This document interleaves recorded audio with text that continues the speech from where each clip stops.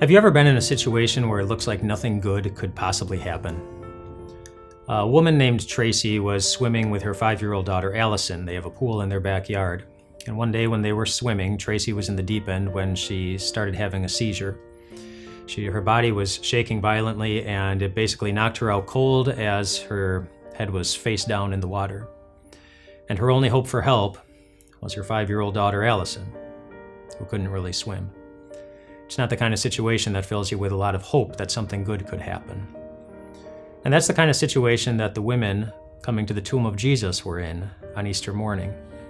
The Gospel of Luke tells us about that, where it says, "On the first day of the week, very early in the morning, the women took the spices they had prepared and they went to the tomb." You could tell these women had come to the tomb hurting. You could tell that by what they were carrying. They were carrying burial spices, and the only reason somebody would carry burial spices, of course, is if you intend to use them. They came to the tomb expecting that they were not going to find a body that was living, but a body that was dead. They came to the tomb not expecting to see anything good happen. Kind of like when you see a mom suffering a seizure in the deep end of a pool and your only hope for help is your 5-year-old daughter who can barely swim. Well, little Allison decided to jump into the deep end anyway because she saw her mom was hurting. And after many attempts, she was able to finally pull her mom's body into the shallow end and turn her over and lift her head above the water for long enough that she was able to run inside of the house, get a hold of her aunt, who was able to help out, call 911, and get them help. Amazingly, Mom was just fine.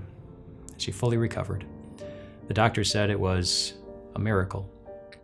Something you don't expect to see very often, something good that you don't expect to see. It's an illustration of the truth that just because you can't see how something's going to happen doesn't mean that it can't. The truth that just because you can't see a way out of your pain doesn't mean that that way isn't coming. Easter morning, in fact, is God's declaration to you that one day you will see a way out of all of your pain. If Jesus really did beat death, if he really does forgive every sin, if he really did crush the head of Satan, then you have the right to know that one day your eyes will see the glory and perfection of heaven, no matter how impossible that sight ever happens to seem in the moment. Do you have any examples from your own life of when things turned out better than you were expecting? We'd love to hear about them if you're willing to share them so that we can celebrate and be encouraged by you. We'll see you tomorrow.